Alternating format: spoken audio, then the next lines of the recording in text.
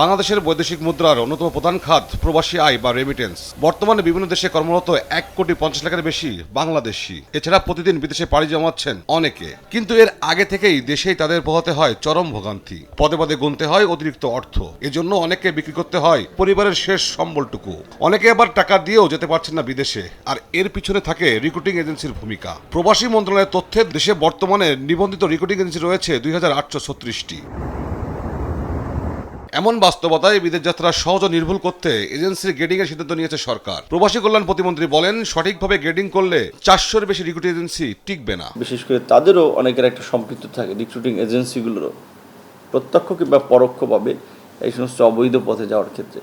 সেক্ষেত্রে যারা ভালো কাজ করছে, আমাদের দেশের মানুষের জন্য সম্মানজনক কর্মসংস্থান সৃষ্টি করছে দেশের বাইরে, তাদের কাজের পারফরমেন্সের ভিত্তিতে লাইসেন্সগুলোকে একটা গ্রেডিং পদ্ধতির মধ্যে নিয়ে আসা। এটা ঠিক যে একটাও এর উপরে টিকবে না, ওই রকমই যে টিকবে আপনার 400-এর মধ্যে হয়তো টিকতে পারে, 400-500 সেটাও টিকে কিনা সন্দেহ। কারণ যদি আমরা ওই এটা করি, গ্রেডিংটা করি, এবং এটা খুব করা দরকার, মন্ত্রণালয়ের বিধিতে আছে।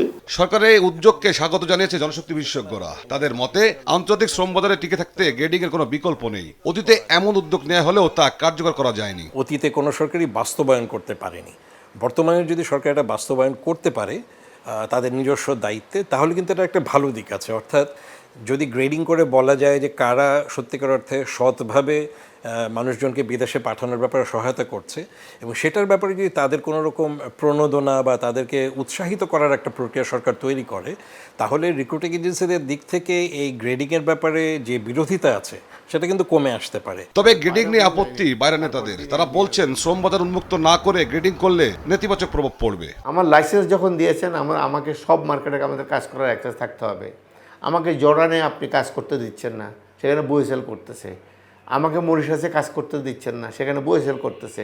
আমাকে কুরিয়াতে কাজ করতে দিচ্ছেন না, সেখানে বই সেল করতেছে।